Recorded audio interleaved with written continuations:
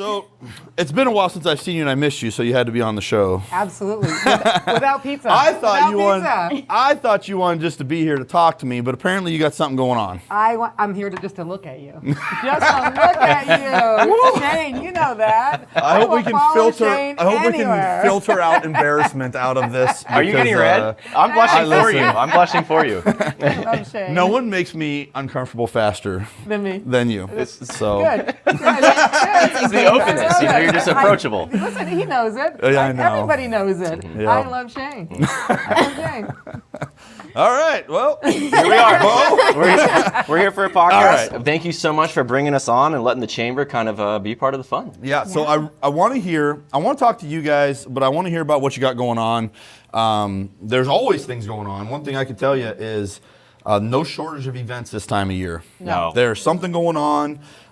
It's honestly, it gets a little tough trying to figure out what you're going to be a part of. Yep. And I think Finley's experienced that a lot, where we're like, we can't be at everything. We have to decide where we can A, schedule into, and B, kind of fits what we're into. Mm-hmm. And I can only imagine you, one of the most involved people I know. And I have you a guys huge who are event like, tomorrow. you guys are You like know the epicenter of everything. Tell I us. have a huge event Tell us tomorrow. more. So what should people be at? Yeah, tell us about your event. Okay, so tomorrow, Billet is sponsoring. It's called Pancakes in the Park.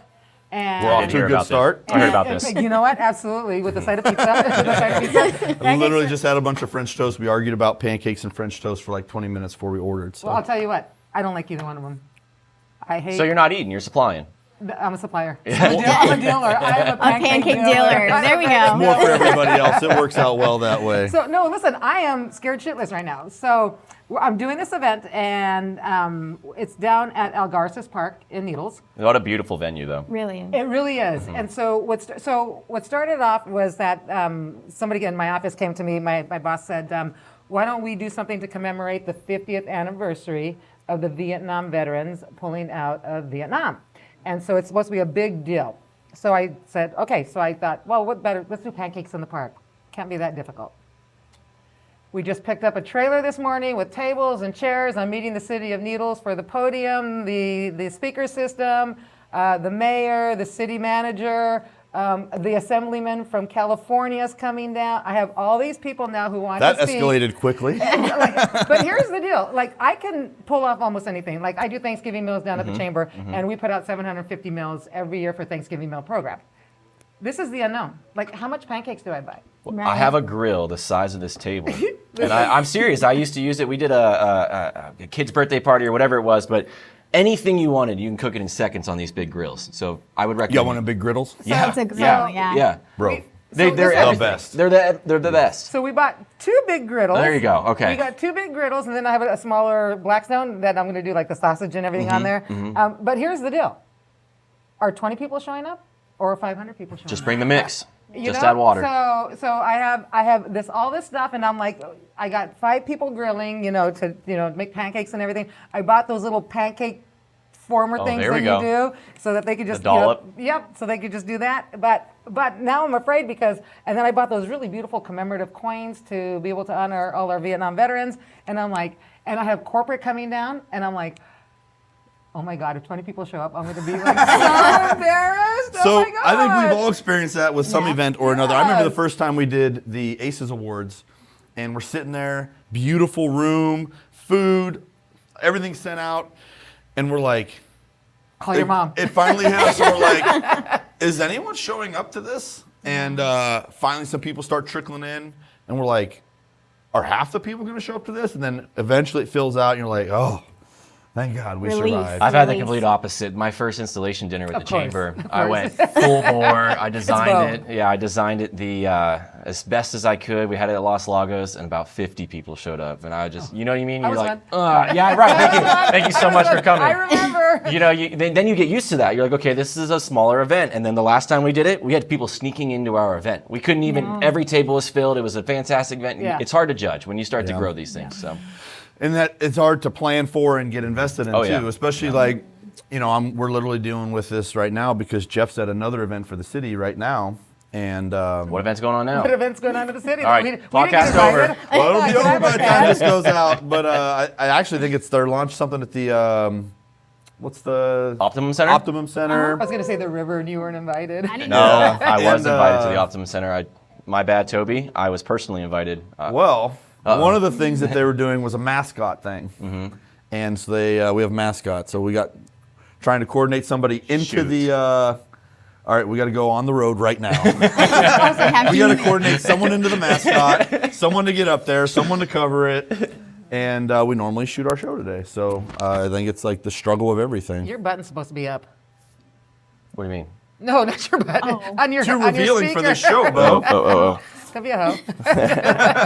Actually, if you unbutton that a little bit, we get a few more views. I got a little patch of hair down there, folks. Hey-o. Yeah, summer's coming, tanning up. I know. I've been riding my bike a lot lately. Tan's been saving my ass. Trying to lose a little bit of weight. I did a 30-mile bike ride on Wednesday, a 20-mile bike ride on Monday. I'm going to try to do a 50-mile today. So I'm trying to lose a little bit of weight too. if you're looking to hit someone with a car, or you can hit me. I only had Put me 2 on my pieces of misery. French toast today instead of 4. So What are you gonna have for lunch? That's the question.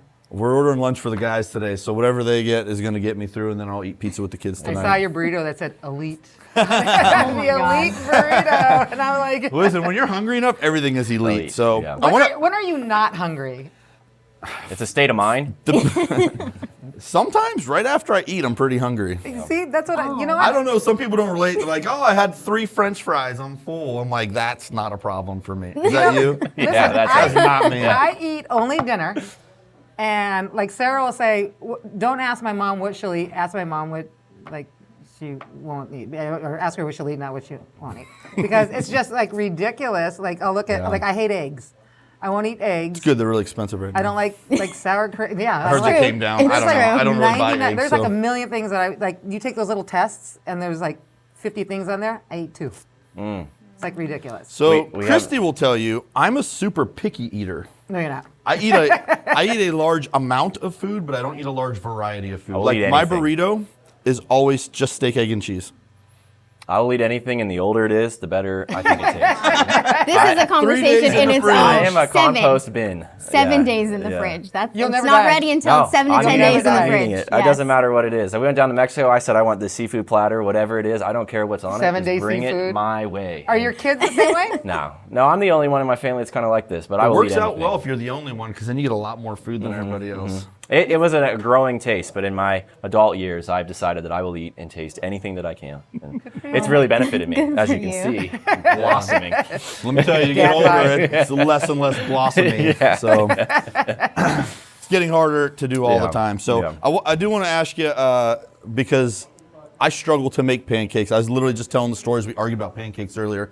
When I used to make them, we make them with my kids, and I would like completely butcher one, then like nail one. It was like a beautiful, perfect golden. Right. The first one you always throw out. I always butcher the first one. Yes, every time. You got to get the temperature right, and the first one judges that. Yeah. Yep. Yeah. Except for I butcher it after that. Oh, Like I try all and right. judge. Do you do like judge You're the flipping them bubbles? too soon. You're You do the flipping them too bubble soon. and test Yes. the bubbles. Yeah. You do the you're supposed Well, to do the bubbles. my yeah. kids enjoy really small ones, so all of our pancakes are like like yay quarters. big, and I Yes. make a million of them, and they eat them like chips. So Because they're like bite size. try that. Try that. My bite size ones are like yay big. Maybe for your folks as well, they might like the smaller ones, less chewing. You know, just Yes, absolutely. I can't pick on them. no. I'm not trying to. I can pick on them after. So that would be my stress, is that I would be one of the people trying to help, and I'd butcher like 30 pancakes. Well, here's the funny thing. I have like 5 people set up to work the grills.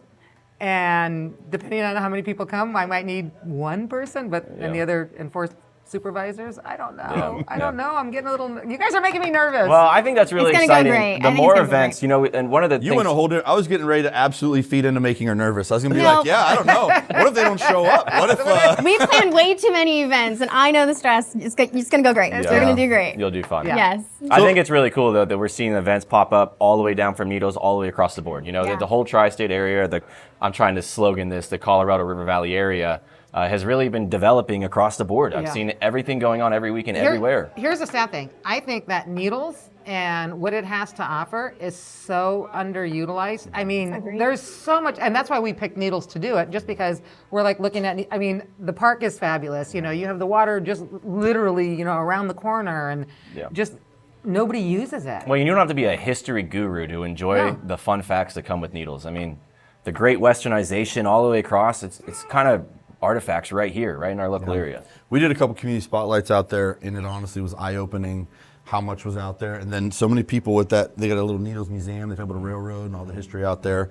And Christy came back in, and I found myself on YouTube later, like Googling things. I was like, no, I didn't know that. So I don't know if it's true or not. I believe it is, but the greenhouse on the corner.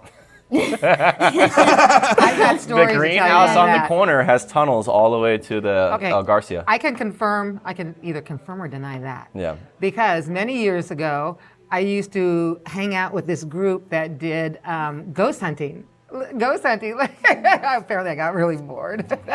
So I would never ghost hunt. They would come to me. I think I couldn't do it. Oh my listen, God. So I only went to be able to be that naysayer, like, no, this shit doesn't really happen, you know. That shit really happens. Like, So I did a number of Christy things. and Jeff went out to that house and to the old like rail facility, and they had a couple of creepy things legit happen. Yep. The audio equipment screwed up, and it only went when you up into this upper thing. It's not like there's internet involved, so I have no idea why that would happen. And they picked up a couple weird like blips when they were in the greenhouse. Yep. And I would could tell die. you, I'm melting now. Christy's a little dramatic, Oh, but no. Jeff seemed genuinely like kind of weirded out by it. And so I thought that was kind of interesting. So I immediately decided I'm never going out there ever. You know Oh, what? no, I've So always- we did a whole investigation, like overnight. Like we were there for like Didn't 5 one of those hours. ghost shows come out there? Overnight? Yeah, so so you're supposed to do it like in the middle Right. of the night. I think it adds to like, I don't know, the scariness. The I don't know. ambiance. Yeah. Yeah. And so we got there like at 10 o'clock. We set up like all these cameras, and then we had all those little monitors that you can monitors heat like and- yeah. yeah. And so you ask a question. I watched Ghost Adventures. I know. Yes, listen. And so You're talking to an expert here. you talk, and you could you ask them questions, and then the meter will go up. You know, if it's a yes my or God, a no. I'm sick right now. And so, oh yeah, it was like This building's intense. haunted. I can feel it. My skin's crawling. That's just Shane. Yeah. It's the pizza heat just radiating. That's So to answer your question, are there tunnels? The answer is yes. Yeah. So there's a tunnel. Seriously, the girls used to come across and underneath. And So there's a tunnel, but they have it blocked Why are off. we out there? I mean, I'm not going. You guys have to go now. There's ghosts, but No, it's really cool. So there was a tunnel, but now it's blocked up. It's like it has like a little chain link, and then it has some like some concrete blocks and stuff like that you can't get through. But the story was that I heard was that they used to, for two different things. Obviously, it used to be the underground tunnel for prostitutes and to get them from point A to point B. And the tunnels are really small because at one point in time, they used to bring the Chinese, and they were smaller, that the tunnel was like what's wrong? nothing. That was Should I- great. Should I like the hold on. stories. I like the stories. people were generally smaller 100 years ago too. So I think we're safe. We're okay. Shane, you'd get stuck. I'm definitely not. But they used to say too that the El Garcia girls were like the epitome of perfection, and that's Yes. why the tunnels were in place, is to keep that cover of perfection available. yeah. But they were Yeah. in the greenhouse. Crazy. Yeah. But- The other night, I rode across that bridge, the new bridge. So I started my bike ride, that 30-mile bike ride. I left from my house, and when I got to the bridge, it was like maybe 8 o'clock at night. And that bridge is closed right now through traffic, but a bicycle can go, of course. And so I'm pedaling across this bridge, pitch dark, and like maybe as soon as I entered onto the bridge, I just got this eerie, like, I can't be here right now. And I have never pedaled so fast in my life. Like a little kid who got caught. You're like, oh yeah. But I pedaled from the bridge all the way to Casino Drive. Now this is across into Laughlin, up to Casino Drive, and turn on Casino. Not a single car passed me on the entire stretch. So all that desert way, all the way into Eerie. Laughlin, just eerie. And we dirt bike ride a lot over there. And my buddy Lucas just found a dead body from 2021. It was just bones, but he just found this dead body. I'm like, I'm going to die tonight on a bike ride. And I was like pedaling. I set a couple records. I did. I went really fast. Were you thinking like I went really fast. something's My hair gonna was get me, blowing. or you're gonna end up being that body? I had in 10 my years? headphones in and I turned my music up as loud as I could. I'm like, I'm just pedaling as fast as I can for the next Yes. 10 miles. But spooky. This place is a little spooky sometimes. Yeah. It's a lot of fun old history. Yeah. I remember how long you've been down, but remember when the old cemetery like washed out? Yeah. In the middle of Yeah. town. I mean, I wasn't here, but It's right. I live right above it. Old cemetery. I've heard about It it. sits up here. It's just all dirt and old with the like a Like a piece of wood fence. yeah. It's like that's gonna really hold it in. Yeah, yeah. It's crazy. Yeah. We live right above it, and we actually that's ride our right. bikes to it all the time. Yeah. We go down. well, that's and look creepy. over Highway 95. It's actually kind of cool. But how many people probably drive by that have no clue? Yeah. That is Yeah. right there. Oh yeah. And then imagine if something washed out and a freaking bone, like a human skull, pops out of the hill. Yeah. You know? It's pretty wild, right? Oh my god. Dude, I've had my fair share of death along the waterway. I'm good. Oh, I I'm bet. good. Listen, I'm good. every time I see the insanity that happens on the waterways, I mean, you think, they're both thinking going out there. Yeah, dude, we've gotten hit before. I've had to jump off my own rescue ski. Like, You hit the rescue guy, that's pretty bad. God, dude, it's yellow. I'm wearing a helmet. Did you not pretty see bad. it? Right? So I wanted to ask you, I don't think I've actually talked to you about it. You tried to climb Finger Rock, Yeah. and you got way to hell up there, and then the wind whipped up. Yeah, that was a heavy day.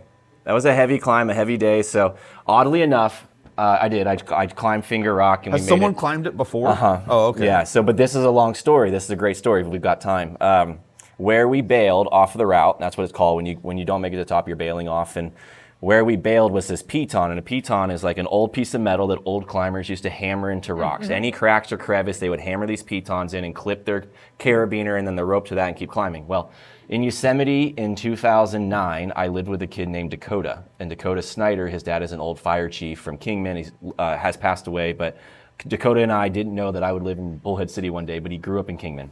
And we've always stayed together. We've hung out forever. My big climbing partner in Yosemite. If you're watching this, Dakota, thank you so much for the memories. But I posted a picture of the climb that I was on the climb, and Dakota goes, "You're not going to believe this. That's my dad's piton." Well, Dakota's dad passed away like a year before this, but Dakota climbed this when he was 8 or 9 years old, and there's not very many ascents. Wait, 8 or 9. Yeah, in Mojave County, people don't rock climb. So like the history is kind of easy to track, really easy. Like all the climbing Christmas Tree Pass was all bolted in the 50s. I reached out to like through Wayback Time Machine and Mountain Project and all the documentation. I met all the original climbers, met up with them in Sedona and got all the paperwork so I could climb there safely. And like it's easy to track the artifacts of crazy. climbing because people are proud of what they do. But Dakota said that they hammered that piton in because there was a bighorn sheep above them that was knocking rocks down on top of them, and they bailed off of the piton to go down, but that piton is still there today. Wow. And that was pretty cool. Dakota's 30-something years What a old. but- small world. Yeah, it is. It is a That's- small I'm sure world. climbing is a small world, but that's Yeah, so like very that, small, especially not being from the area. Yeah, Like, it was cool. It was just pretty like rad. artifacts kind of linking all together, friendships coming together. But his dad was the first one to ever climb it and established a route. And then later a climber went in and put some more bolts. But that is probably the most terrifying climb I've ever done because the rock in Mojave County just falls. So like every pool and every jug and everything that I was trying to hang on to is just crumbling down beneath us. And like Casey's got her, my wife did this with me, of course. I make her do everything sketchy with me. I know. We get to the top and everything's going good because the wind's coming out of the north and we're kind of climbing up the southern side. So we're blocked the whole way. And right when I pull that edge, it's got to be 30 plus miles an hour. I'm like, we're done. We're going home. And So I only how had high this is big. it? I don't know, 500 feet or so. Real high. so Real high. I've been out there a million times. You know, growing up here, you just go to Finger Rock and shoot guns like an idiot. And, Yeah. you know, I don't know. Yeah. That's just what we do. Yeah. That's our thing. You probably have a shitload of bullets sitting out there. And, yeah. Buried into the boulders. None of them are mine. I'm They just got saying. Shane's name on it. Yeah. There's Not not me. Coors cans too. Do they belong to you? I know. I stay out in the valley now. I don't get up to there too often. But it's huge, and it's a It is. completely different creature when you're not driving by seeing it from a distance. And is it Thumb Butte or Finger Rock? It depends on what direction you're coming from, right? So they say that I was a tour guide for a while when I first moved here. I really Of course, was. like- I really was. I was a tour guide for a What while has when I moved Bo here. done? Yeah. And when you're driving from California to, like, let's say into Arizona, it's a finger flipping off California, they say. But when you're coming over the hill into Bullhead City, it's a thumbs up because you're heading down to the river. Yeah. So So I see both. I always feel like the finger looks like a Muppet finger, like a little stumpy, you know, like little Muppet was like. that climb, though, since we moved here, that's been like my destination all time. Like that is what I've always wanted to do, and it's not easy. And I have to go back. I have to do it again. Like it was. How long did it take Yes, you? I was wondering the exact same thing. I think we were on it for about We 4 think alike. hours. Great minds. Yeah, I think we were on it for about 4 hours, which is good time. I mean, it's a small climb in the sense it shouldn't have taken 4 hours, but there's no protection. So the objective is to be able to place cams into cracks as you climb up, and that's removable or active protection. And I brought that stuff with me to place, but the rock quality is so bad, you're placing it pointlessly because if you fall, it's just going to rip out anyways. So why would you do it again? I have to why- do it. like, I why just have you to done do it. I just get these urges, sounds and I just. fun. Listen, the thought that you might fall. Here's what I was wondering. You're at, like at times you're like 100 plus feet protection or falling potential on that one. On Why that didn't you specific- document it? I did, didn't I? Well, I mean, you did for yourself, but like you should have had a Yeah. drone guy out there. Yeah, I don't know. Oh, yeah. Like, what a cool thing, especially like from, like, yeah, I know how passionate you are about the tourism and the unique things in the area.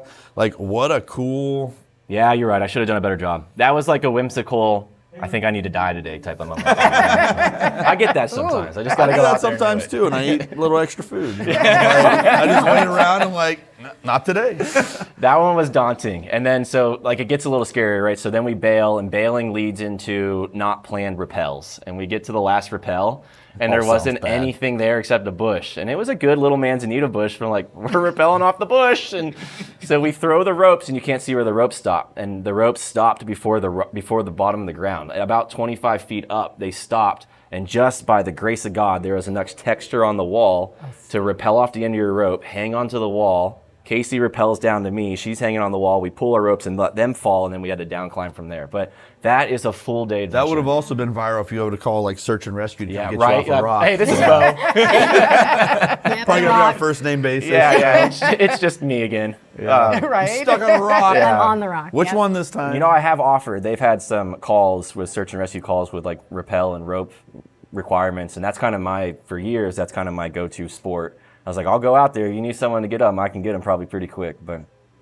lot of Doesn't potential happen, here. huh? No, Yeah. no. I'm amazed every year when you still see people that go hiking in the summer or right. like You're right. get lost, and you think, like, who in their right mind thinks it's a great idea to go? It's sad. I don't. They're probably not from here. Yeah. Yeah. And I think, and I haven't reconnected with Lucas on the body that he did found, but I think that was the case. For the body that he did found was a hiker, because he had his car keys, like it was dismantled, just bones, nothing left, but the car keys were there, the cell phone was there, the wallet was there. It didn't look anything suspicious. It looked like he went on a walk. Didn't make it back. But this could be all hearsay. I'm not saying this is true, but it's what I Yeah. What you gather. yeah. It's on a podcast on the internet. It's basically It's fact real. now. It'll be shared. ID. Yeah. Still a lot of information coming Yeah, out. yeah. So but it's cool, right? Like you get to explore our area and kind of evaluate your own risk. And I think here, because there's not a lot of documentation and not a lot of mapping or really even quality care, a lot of people when they come here, they come to the tourism center. I'm like, hey, this is the best map I have. Exercise caution, because it takes a long time for search and rescue to respond. It really does. And or even, I mean, with the advent of side-by-sides, it takes a lot of time to cover ground out here. You know, I've had a few toys you got an old Jeep, I know. Yep. You can go anywhere, but it's going to take you some time. Yeah. You know, and especially they talk about rock breaking off, things will slide out from underneath you. It's a disaster. And mechanicals happen here night and day. Like I do have an old Jeep, and Casey and I have been in positions where we're just like, it is what it is. We're either walking out or we're fixing it or calling a friend, and if they come, oh well. Like that's the fun part about living in the desert, though. And I think you got to be a little bit of a desert rat and be comfortable with that. Like, I'm ready for the worst case scenario, and I'm ready for the best case scenario. You know. I got a lot of stories I'm still not entirely sure I'm ready to tell on the video. my mother might catch wind of a few of these, but we had some wild adventures when we were young. And I think, to my own son, who is now 18, I think, son, if you did something like that, I would be the dumbest kid. Yeah. And I'm thinking, I did that every weekend for like 3 years, you know? So, but I want to ask you about something. You mentioned kind of trying to brand the area as a whole. Yeah. A, how much resistance have you met? Not a lot. B, Not a lot. what was the motive behind that? Okay, I'll be truthful with you. When I moved here, You're tired of explaining what the hell you're talking about. yeah, I when I first moved here, and I think staff knows this as well, I called Mojave Valley South Valley, Fort Mojave Mid Valley, and Bullhead North Valley. And I called it that religiously. And people gave you what Oh look? my gosh, my friends loved Every it. look. But like everyone's like, I'm the South Valley dog, right? Or I'm Mid Valley King. Or, and like it's kind of stuck. And I hate to say it in the worst way, it is absolutely stuck in conversation. And like when I've never heard any of that before. I'm sorry you haven't, but now you have, and you're Yes. educated. But and I'm not saying that those are the names You're that are not going to part of the group. stick. Those aren't the names that are going to stick. But when tourists come to our region, they really don't care about Sterling. They really don't care where Mojave Valley or Fort Mojave starts. They don't care about the names of Topok and 66 and all this, other than to go to the bars or the boat down the region, right? And I've done it myself. I'm sure you have. You can go from Davis Dam all the way down to the Parker Dam. And when you're talking about tourism, Colorado River Valley is who we are. And from the greater, National Park Service above us, the lake, all the way down, almost 180 miles of waterway, it would be foolish not to talk about the experience that you can have in the entire valley. And there are multiple tri-state areas, but we're the heart of the Colorado River Valley. So is this like something that needs official approval, like Gulf of America? Or is this like you're just going to groundswell it and make it happen? It's already I kind of groundswelled it a little bit, but they're naming 63 into Bullhead City and 68 and 163. Yeah, 68 and 163 into the city. They're calling it the Colorado River Highway. Oh, nice. The radio stations have already jumped on board, and they're no longer calling it the tri-state area. Just listen, when you're on the radio, they're calling it Colorado River Valley. Earmuffs radio people. Yeah. You guys ever listen to radio? Yeah, I do. I have a 2004 car. It's still got a cassette. Sorry, Dom, I love you. AM, FM. Yeah, but I think that in its own essence, it will catch on. It'll take time, but the objective is to kind of brand. And there's a difference between a public informant officer and an advertiser, right? Like, I'm telling you that the roads are damaged and we're building new construction and we're doing this. I'm trying to sell you on coming to our region. And unfortunately, if we do our job really well, everyone hates us because you love the river and you like when there's not a lot of people on it. And I love the trails when there's not a lot of people on it. And it is absolutely beautiful to go climbing. The best day to go out on the river is like a Wednesday. Yeah, Yes. yeah. So we catch a lot of flack because we do a good job at tourism and we've done a great job at marketing the region. But when you do a good job, the locals, they're like, why are you doing this? Well, and at this point, a lot of the locals weren't local that long ago. Yeah. And so they found the place for the same reasons and whatever. We literally had we had a guy, can't remember if it was a vendor or a rep or one of the Finley boys, I'm not sure. And he sits there and he goes, why do you guys live here? And I was like, I don't know, I kind of like it. You know, like the river's hard to beat. My brother moved to Texas 10 years ago. And the one thing he always says is there ain't nothing like the river. No. All those waterways out there, like there's nothing like the river. Yeah. And I love it. It's like, I mean, you know, I'm a junkie. Every chance I get. We put 150 hours of summer on our boat, a year really. But Yeah. the truth is, like, I worked for the National Park Service. I've had the opportunity to live in some of the most beautiful places in our nation. I think that it's hard to beat the recreation opportunities in the Colorado River Valley. I think anyone, and I label it two separate ways. If you look at it this way, you have facilitated recreation and non-facilitated recreation. Facilitated, you go to shopping malls, you enroll your kids into sports classes, they have opportunities to engage, maybe a rock climbing gym or anything. I'm making this up, trampoline park, and like things that you can go pay for to feel adventure. We don't have that. We have to invest in adventure. So you have to buy the boat, you have to buy the side-by-side, you buy the Jeep or the jet ski or the motorcycle or whatever it be. That's non-facilitated recreation. And if you have the ability to plan your own day and live in the Colorado River Valley area. Right? I know, It'll my catch bad. on, give it time. It's home. This is home. If you can't plan your own day and make your own adventure and kind of carve out your own life here, it's miserable. And I see it every day. When we work with professionals, they're like, there's nothing to do here. But they just got a degree out of a metropolitan area where they have every shopping experience What do possible. they mean by nothing to do? Like, Exactly. so what is something to do to them? But that's what I'm saying. That's the That's difference. my question. Yeah, That that's is the Like, Because what if do you you mean? were, Just go buy stuff? Is like what we're talking about? if you were to say, Bo, you're retired, you have enough money to do whatever you want, you would never see me again. I would be lost in the mountains, I'd be lost in the hills, I'd be on the river every day, you would never see me again. And I think that's the difference. Some people crave the ability to go out and interact. Our region is so good at not interacting, going and finding your niche spot, your private beach, your beautiful emerald water, your absolutely amazing hiking trails with no one else on. There's hot springs on the Colorado River. How many times do you think they get hiked to from people out of Bullhead versus people out of Vegas? You know what I mean? Very rarely. Yeah.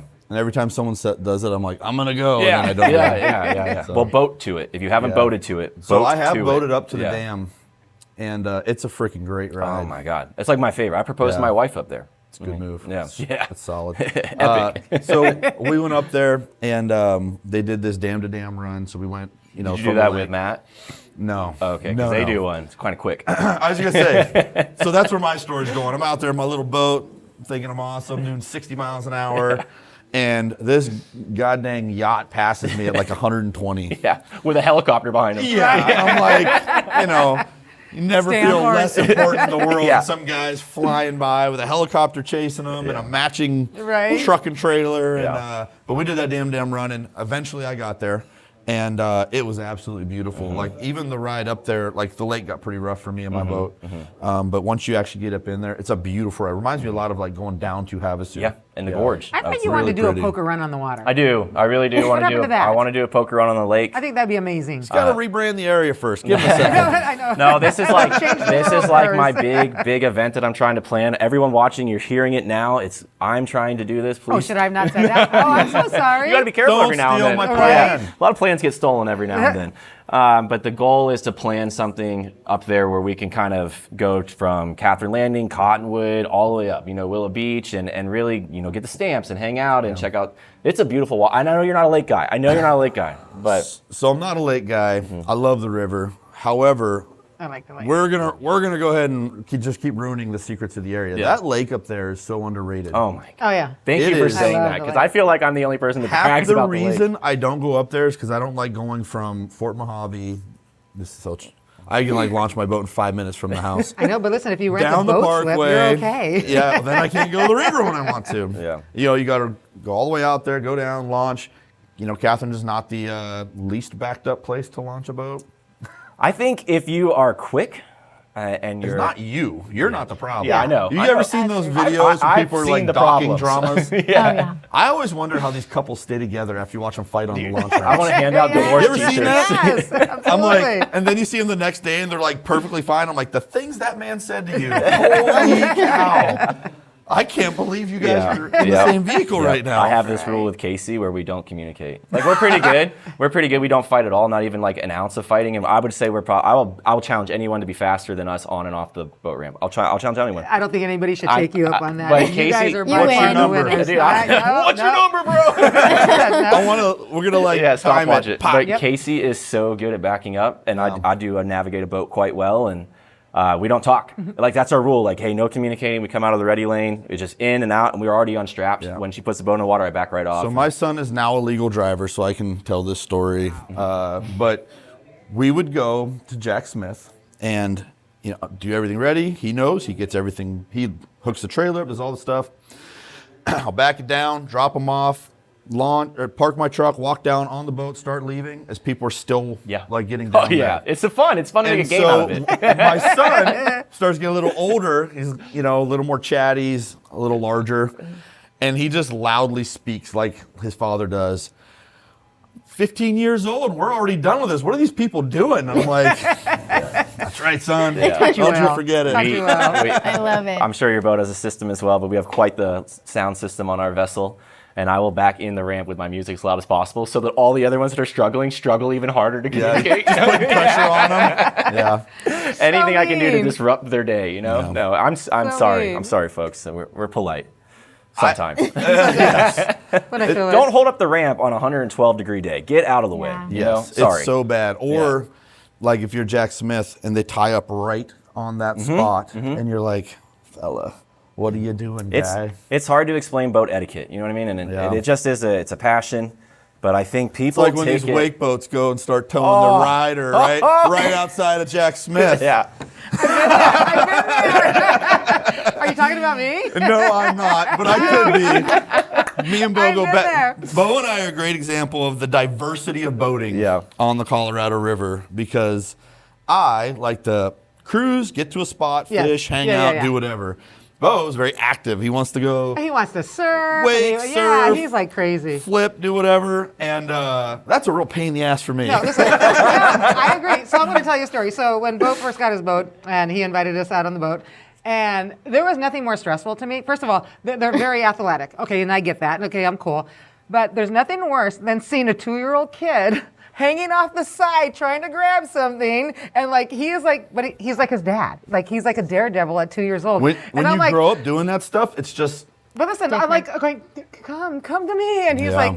I'm like he's hanging off the side of the boat Yeah. at 2, and I'm like, we have who talked does about that? this ad nauseum, I'm sure, right? And like Bo gets that it's kind of a bad idea if you're a weekend warrior, you come out 3 times a year and you pull out at noon on a busy weekend and slap your freaking 6-year-old on a surf and still drag them down the river. I think like that- it's insane that people do that, and Yeah. then they're like, what's your problem? I mean, I get wild on the water. I'm not afraid to admit that, and almost any water activity I'll do, but the lack of respect for water by some people just makes me so sick to my stomach because I do Agreed. work the other side of that. I do clean you up. I do have the calls. I've had an opportunity to work search and rescue here, and it's like, we are so safe, but so unsafe at the same time. Like, I know the competencies of my family and what my kid can do. No, but absolutely. when you see people on the river, like you said, surfing down and it's a busy Saturday, like, you're foolish. Your surfer falls down, someone doesn't see him and runs him over. That prop, Right. you're never fixing that. It doesn't matter how good your doctor is, you're never going to fix that. No. And Yeah, I feel very much the same way. Like, my mother thinks being on the river period is like a death wish. Yeah. And so it's just levels of where your comfort zone is. And I get it. Like, it looks fun, do all that stuff. It's just so risky in some scenarios. I mean, you won't see us. You just don't.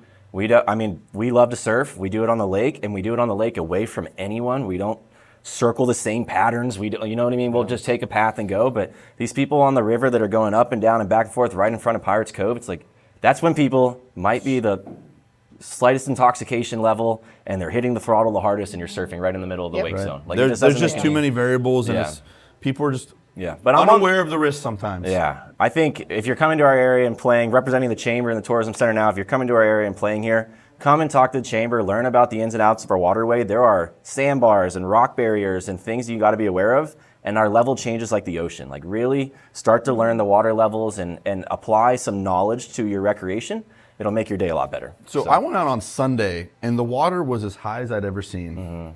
I don't know if that was intentional. I feel like, don't they typically do that when there's water need downriver? Yeah. It was high. Like, the reeds looked like they were half as tall as they were. It was. So this is there a were hot no topic. beaches. It was wild. This is a hot topic right now, and something you'll definitely start to see on Thursday. Yesterday at 9 a.m. there was a hot call. Bureau of Reclamation has to take care of electrical needs, the water demands out of California and below us, and in Yuma, and farming demands, and that's kind of what controls your water level, right? You'll see what they call it is a double peaking system, and we're about to enter into that. So you'll see the water high up in the mornings, they drain it down during the day, and then it comes up at night. And the way that they explained it to us on our calls over the years, not just yesterday's call, but people getting ready for work and electrical demand, people going to work during the day, and people going home at night and using more electric. And I had this explained to me by a CEO of an electric company, but kind of look at electrical use as like a bell chart. And you have like your heavy burning, like your coals, your natural gas, your renewables, and then hydro. And the reason hydro is at the top, electric is not a produce. You can't put it on a shelf and save it unless you use the batteries for the newer systems. But essentially, when you make electric, it has to be used immediately. There's no storage capacity. So hydro is to catch that curve when it's at its highest. So when there's electric demand right now, they let water through the dam and it bumps up, and that's how electric's created. And that's what you're seeing is hydro kind of creating that last bit of the curve. And so during the day, they do flow it lower, but that's not conducive to recreation or water safety, public safety in any capacity. It's hazardous fast. And it's taking advantage of our local business community. The water taxis aren't able to drive at the most impactful time of the day. You have the Laughlin River tours and the cruise boats and all the big things going on that's impacting their business. Like, they, in the world of Bureau of Reclamation, they value recreation so low on the chart of importance. I mean, everything comes above it. So now you're going to start seeing Bullhead City, Laughlin, Nevada, Clark County, Rich Lutman's office with Mojave County. They're all starting to have a say in this because recreation is our bread and butter here, and specifically aquatic recreation. And when you get those low flows during the day, I mean, as a staff of the water rescue and safety team, we can't launch our jet skis at 2 units safely. I mean, we do, and we make the calls, but it can't be done safely. Yeah, and I don't even know if a lot of people realize, like, you should always check the water flow before you go out. Yeah. Like, you can go out and it's a regular, cool, there's water in the river, let's go. By the time you come back, it's a completely different river. And if you're ever looking how to check that, if you just type in Laughlin River level into Google, you don't have to do .com or anything. Laughlin River level will bring up a PDF. It's updated every minute, every hour. If they're changing it. Super easy to read. Yep, super easy to read. It'll tell It's you got right little on dots. there. Yep.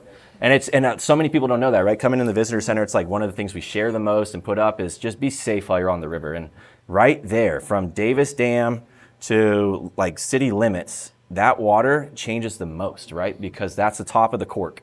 Like, you know, when you pour water in, it's going to fill the bottom up first. So even when they say it's 3 units, expect 2 hours before you see 3 units where you're at. You know? We went out early, maybe last year. Plenty of water coming out. We go up, we're cruising up, wanted to cruise by the casinos before the crowds come out. It's just kind of a fun ride. And I'm going and I'm hauling ass. And I'm looking over and I'm like, a bottom looks like it's right there, you know? It stressed me out. I got the hell out of there so fast. That stretch between like the bridge, Topak Bridge, down to the very narrow part, not the gorge, but the narrow part where it gets choppy, you know what I'm talking about? That stretch is like 3 feet deep on the deepest day. Like, it's sketchy. If you ever just stop and look, that whole stretch is a big sandbar, right where those people are starting to park, and it's getting worse too. It is getting worse. Yeah. Yeah, it's really weird. I mean, you know, obviously things flow and things change or whatever, but that area has gotten really bad. And that connection to Lake Havasu, like when you're coming out of the river, That is so scary. I got a story I'm not proud of. I got a story I'm not proud of. But You buried it? I know you're supposed to hug the right side, right? Yeah. So I hugged the right side, thought I was clear. It was pretty high traffic, so I tried to like veer off a little. And next thing I know, we're in a foot of water, and I'm, like just absolute panic. Yeah. There's me and Benjamin's pretty young, and we're just dragging. There's a towboat USA guy just sitting over there, just waiting. Waiting for the call. He's just waiting. I'm like, you son of a bee. Yeah. Hey, $99. You know what? Towboat USA, Yes. unlimited freshwater tows, even trailer assistance, $99. They're not a member of the chamber. I'm not bragging for them. I'm just saying. I'm pretty sure it's $1,000 to get towed up to Jack Smith from Pirates. Yeah, worth your $99. So if you, Yep. if you run out of gas, break something, whatever, it's worth it. Best $100 you will ever spend. we do these trips all the time. I haven't bought my. I'm gonna probably get on my. Oh, listen, phone we're on right we're on automatic renewal. Yeah, I Are need you to know kidding how me? Megan is, so.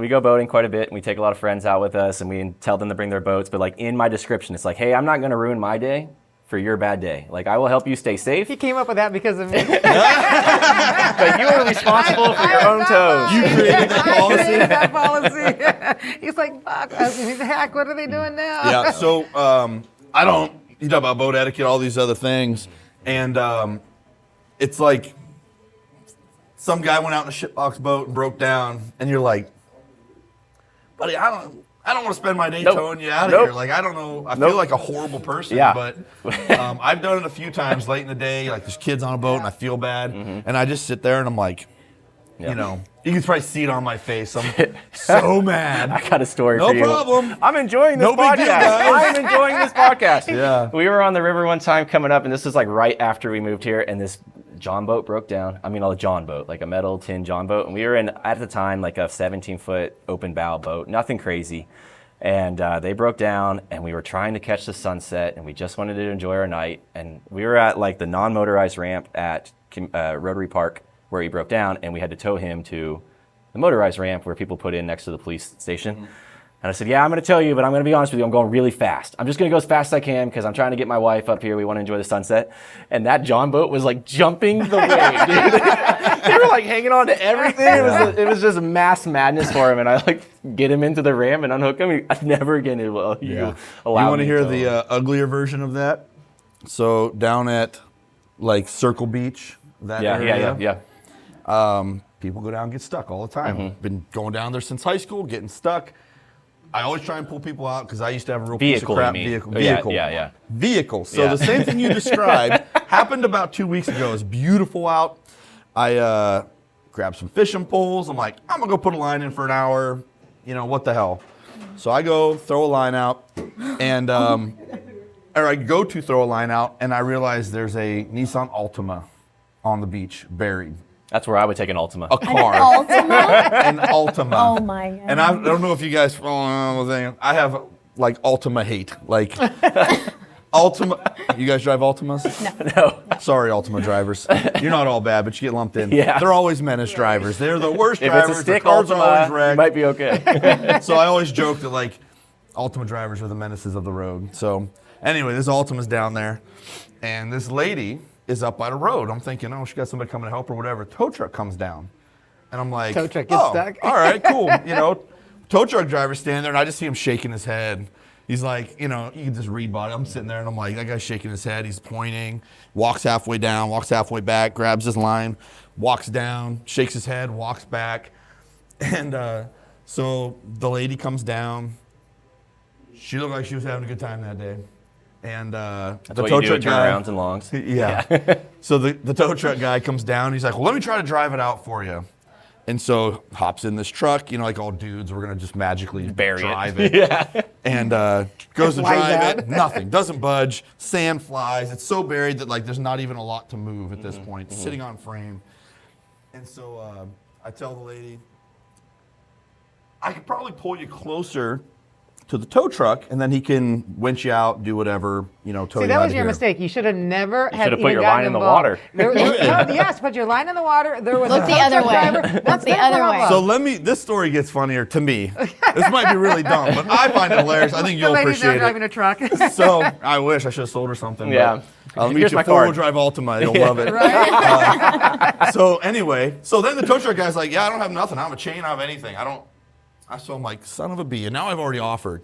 So I drive down like 4 beaches, find some good old boy down there who's got a tow strap. Guy doesn't even bat an eye. Yeah, no problem, man. Just bring it back. Like kind of that That's community, our area. right? Yeah, Yes, that's our yes. area. Normal. Yeah. Drive down. I go to pull it out, and the tow truck guy's like, hold on. I think I can drive it out the other way if you get me started. And I'm like, fella, if I get started, I'm just going. Yeah. And so I get going, and I don't know if you know the Circle Beach area. It's like steeper on the south side. Yep. The other way's a little whoopy. So as you described that John boat, ba-bam, ba-bam, ba-bam. So I'm mowed, I'm 4 low, I'm just ripping, and I'm getting some traction, and I'm going, and I look back, and I see this poor Altima. Levitating. And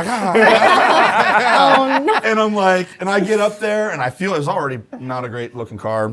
And I get up there, and I'm like, looking, is everything all right? Hey, sorry about Steering wheel's this. Sorry lady's about your like, car. Oh. I can't believe you did that. I'm so happy. Da da da da da. And so I'm like, all right, cool. Like everything's fine. She starts it up, starts to drive. Shout out to Altimas. Come get one at the used car center. Yeah. So then I look, and I'm like down there, and the guy's up there filling something out. He's And I'm charging thinking, her. Did you charge that lady for me Nuh-uh. towing her out? Like I don't know if he did or Oh not. And I just my sat God. there and went, I better get a little piece of that or something. Oh my So, goodness. But That's kind of the same thing. Be careful. I like to help, but it's not that simple. And Did you fish? I didn't catch anything, but I did fish. Did you Yeah. take the strap back? Yeah. I did, yeah. Just checking. If making you- sure. if Then I you're had to go tell that story to everybody on that beach. Yes, absolutely. If you're playing around on the sand with your vehicles, be careful. I have So a similar careful. story. I didn't know anyone here. We just moved here. I lived in Palo Verde Meadows, and you know the distance between Palo Verde Meadows and the field house where everyone gets stuck? Yeah, it's like the most fun stretch of sand. It's the most fun stretch in a 2-wheel drive vevehicle. Oh, you hit that road. So we were I've blasting. done it many a times. Yeah, we were blasting across the pipeline road, and I got deep, and I got stuck, and we didn't know a soul. Casey and I just moved here. We've been here for like 3 days, and we had a 12-pack of beer in the back of the truck. And I was you like, go. someone will find us. And we did. We just sat in the back of the truck and drank beer, and someone towed us out. That's the community, though. That was like, when we moved here, that's how I was like, I have no one to call. I don't have any friends. I don't know who to call or what to do, and we got pulled out. Well, while Shane's having story time, I'll tell you, when I used to drive down 95 and I'd see headlights down there, you can tell if they're stuck. They're pointing up, pointing down, or there's just a cloud of dust and no movement. And so I used to look for it. I'd be like, oh yeah, this is great. So when I'd see it, I'd go tow people out because I had a real piece of shit car when I was younger, and I got stuck all the time. So I had this piece of crap car. I got stuck years ago, and like 5 trucks down there trying to pull me out. I'm sitting on the frame in these ruts. This is pre-Target, yeah. that road, everything. It's just a giant clay pit, sand. It's an absolute mess. So this guy's like, I'll get you out of here, man. I'm thinking, man, my buddies, whatever's not pulling me out, this Jeep's not pulling me out. Like, I'm in deep shit. I don't know what I'm going to do here. And so, like, I always say it reminds me of Jurassic Park. All of a sudden, the bushes start getting run over, and I see these giant lights. And I'm like, what the hell? This guy rolls out there in a front-end loader.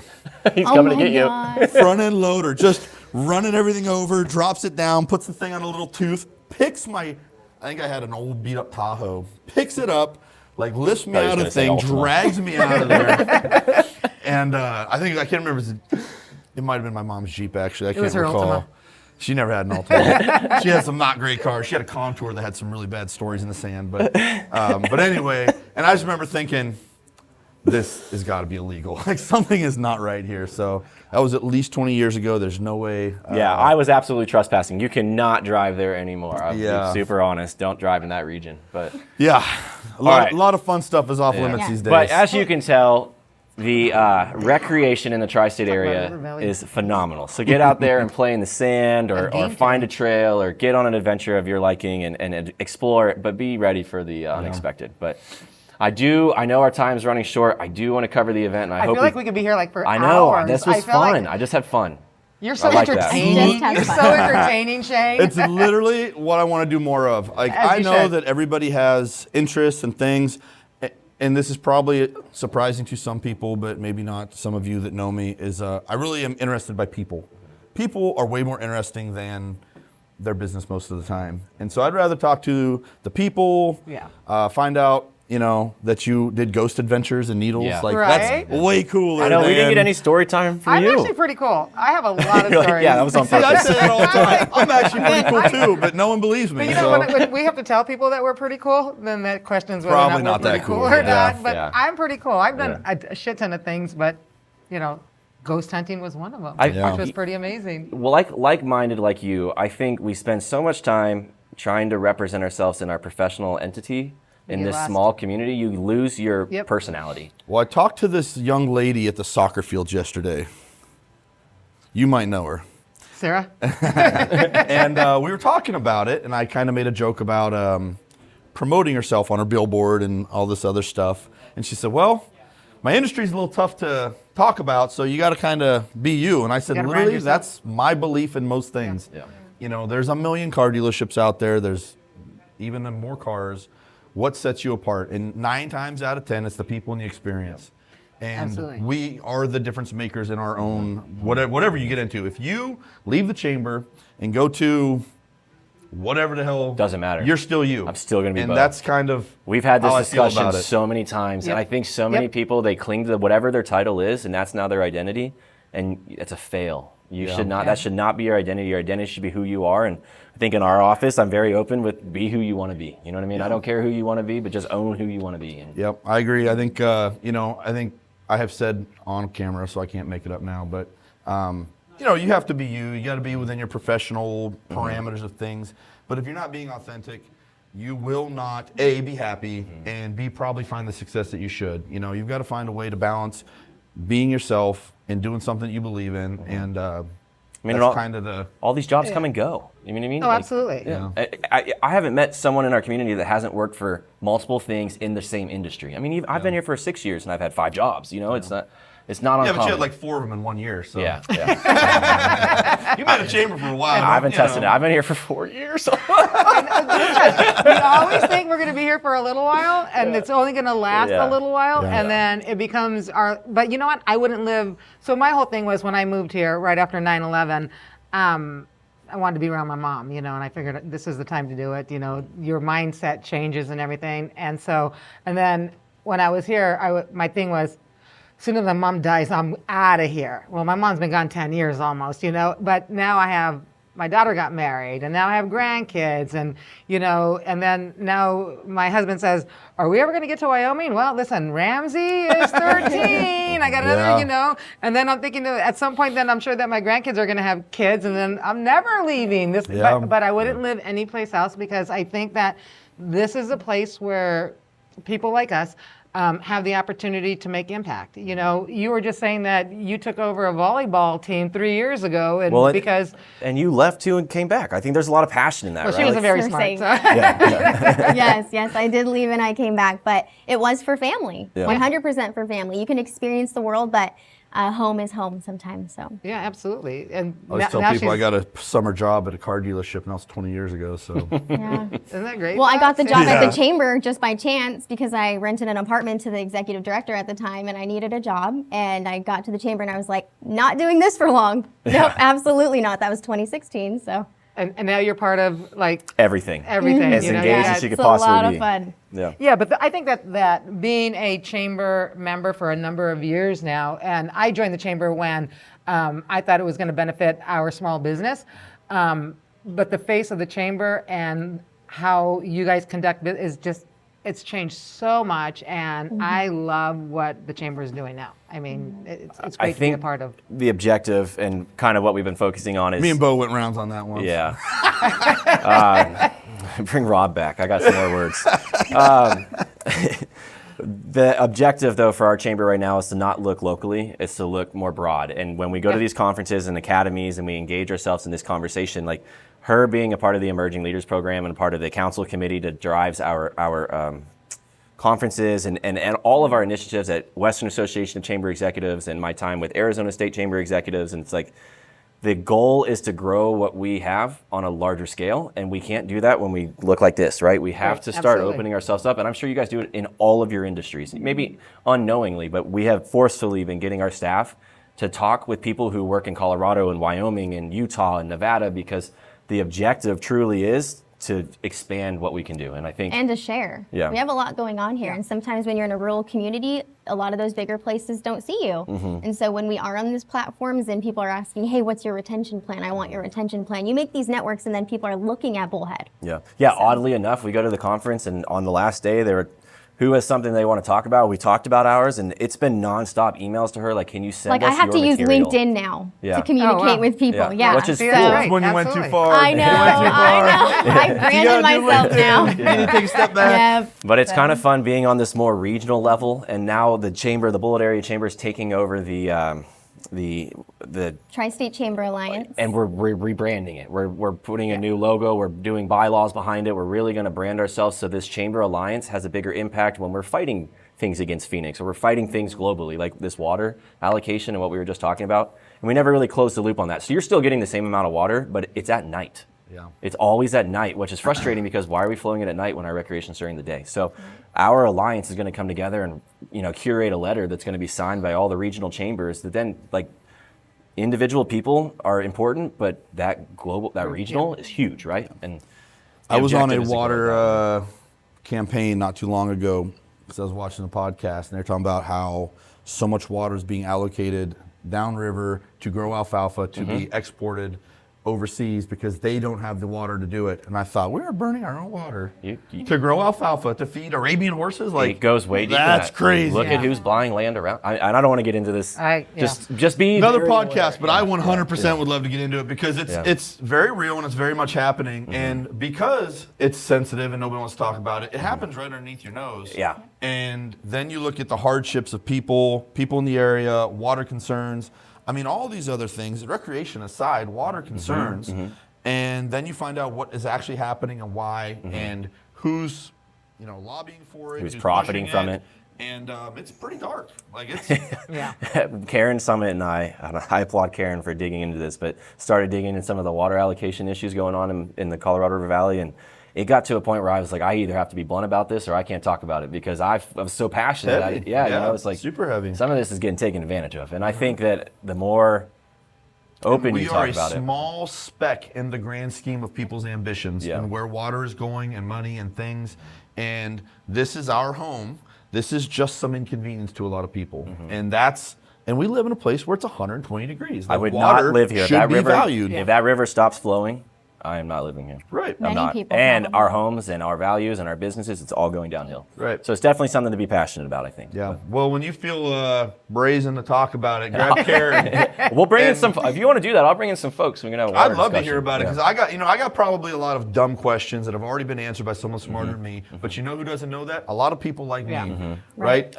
When I looked that up, I found a bunch of videos where they talked about these things in Arizona water, Arizona agriculture. No one's paying attention. No. It sounds bad. The fact that podcasts are the best way to reach people is A, kind of awesome, and B, kind of alarming because a lot of things happen and if it doesn't find the right avenue, you never hear about it. This was something that was brought up at WAC. I think it's incredibly important. They did a study on trust and who do the American people trust. You know they trust the most by statistics is the business community. Really? Business community has the most value of trust in their consumers and in the residents of their communities. Specifically, it was that Chamber of Commerce have the biggest impact because they believe what chambers are saying because they have no interest. It's just interesting, right? Because you're talking about local news source, and all of our local news sources, it's all contaminated. I mean, it really is in some aspect because there are agendas being pushed in every aspect. Right. It is very deep and probably a whole nother hour of things. And I'm dead serious when I say if you have some people that want to talk about it, I'd love to talk to them about it. And it's really comes from purely a place of concern. Just because my concern isn't convenient to someone else's concern doesn't mean it's not my concern and the concern of many other people here. So I'm 100% on board if you do have some people who want to talk about it. I really appreciate you guys being here. I literally could talk all day. We do need to cover an event. We actually came There's in. an event? We actually have a purpose. There was a purpose of this show. I thought that no. we covered it with ghost stories. We did. We got pretty And close. pancakes in the So park. We'll make this Yeah. quick. We'll cut it in. Yeah. And go ahead. Business Expo. Tell us about Spring the Business event. Expo. It's Saturday, April 5th, next Saturday, like a week away. And Bullhead Health is So our this sponsor. will go out closer than that. So it's going to be coming out. So a couple days. We'll probably get it out a couple days before that. So Perfect. we'll Yeah. put a nice little Yeah. shot in the arm. So Nice. April 5th. Sorry, go Yeah, ahead. April 5th from 8 a.m. to 2 p.m. And then Bullhead Health is our sponsor. Our title sponsor. Title sponsor, our only sponsor. Yep. For years. For years. Yeah. Yeah. Maria's involvement for years. Yes. I think the most difficult thing about this specific event, though, is it's been hard to spread the message that we are rebranding Winter Expo. A lot of people don't know that yet. They're like, what is this? Yeah. So, I maybe didn't know that. well, now you We've do. run into some hurdles with it. So we thought pushing it to the field house and kind of trying to expand the event would grow it to a larger feed. And we've seen the opposite, which is okay. We have a variety of businesses. Usually it's a hospice trade show. And, True. Yeah. Yeah. And we're this trying to year get away we're from all that. across the We're board. trying to get away We from do that. have businesses all across the board, which is fantastic. But we really would love everyone to come out. It is Yes. free. Is Finley out there with their cars? Are you? I don't They think were so. last year. Oh, see? You still got time to See, sign I didn't up. hear on the from my spot. chamber rep. I don't On know. the spot. You know You what? have time to sign up still directly on our website, bullehareachamber.com. You can secure your booth. But that's the thing about rebranding. Yeah. Is Yes. I'm rebranding it. We need people like you. We need like the motorsports. We need all Yeah. kinds of people to come on out. The thing and- is you took the leap you had to make, and then that event will grow. Like Yeah. it's like Field Yeah. of Dreams. If you build it, they will come. Right? Yeah. You have to take that first leap if you're waiting for everything to be perfect. Yeah. I'll tell you, we miss being out and doing a lot of those things. It is so hard to get time and bodies. Yeah. Like we're out. Agreed. This will be out about the time that we finalize our month, and we are pacing 200 cars this month. Wow. Oh, wow. So that is a crazy amount of cars for the size of our dealership and people and things. And so when I go, hey, we got a thing at the Optimum Center, who wants to go? And everybody goes, I can't get away. I can't get away. I can't get away. That's just becoming more and more common. It's really tough to get out there. Yeah. That's great. All right, I think we're good. Let's wrap that Wow. up. Again, appreciate you guys. 100% would love to have some. We could probably just talk a Water bunch of talk. random stuff. Oh yes, So, that would be yeah. amazing. You should I come think- on our I feel podcast. like I have Yeah. a new. There's a new team right here. Yeah, listen, I love to talk. I got a lot to say. I just got to be careful where I say it. I think you so. should bring Rob back, though, when you get time. I'd love to talk to him again. Yeah, listen, I haven't seen Rob since he left. I'd love to see him too. And we had some fun conversations. Yeah. Very lively. Yeah. And I will say, I think we're still recording. You've I done a forgot we were great job with being flexible, making it better for the businesses, bringing in modern things. Like a lot of that old chamber stuff was pretty stodgy and not useful. And Agreed. you guys have done a much better job. So absolutely. we appreciate it. You know, I will end it with one of the very first things I did at the chamber was made our calendar a community calendar. And we want you all to take advantage of that. It is open to the community. You can post your events on there, highlight your podcast, do whatever you want. Completely free to the public, can be accessed by anyone. It could be a backyard barbecue if you want to. We can put Shane's boat rides on there. I'm going to put low water day. Everybody stay off the river. Oh my God. Ready All and right, available. let's get out of here. All right, thank you All for right, having cool. us. Thank you.